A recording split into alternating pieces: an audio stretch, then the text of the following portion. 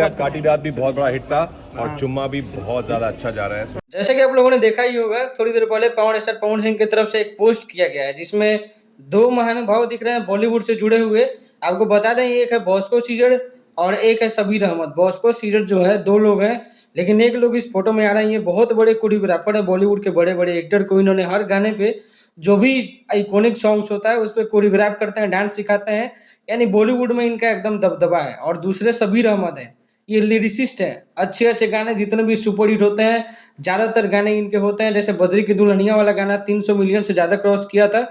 उस बाद सनम तेरी कसम का गाना जो एक अलग ही ट्रेंड बन गया था, ये गाना भी सबीर अहमद का ही लिखा हुआ है। और एक और फिल्म की बात कर लेते हैं, राजकुमार राव की फिल्म आ रही है भूल चूक माफ। ये मैं इसलिए बोल रहा हूँ कि राजकुमार राव से पवन सिंह को इस बार जोड़ा जा रहा है कि बॉलीवुड गाना दो आया है राजकुमार राव के साथ। और ये गाना भी डेफिनेटली हो सकता है कि राजकुमार राव की फिल्म में ये गाना पवन सिंह का हो। इसीलिए बड़े लेवल पे पवन सिंह की शूटिंग मुंबई में हो रही है।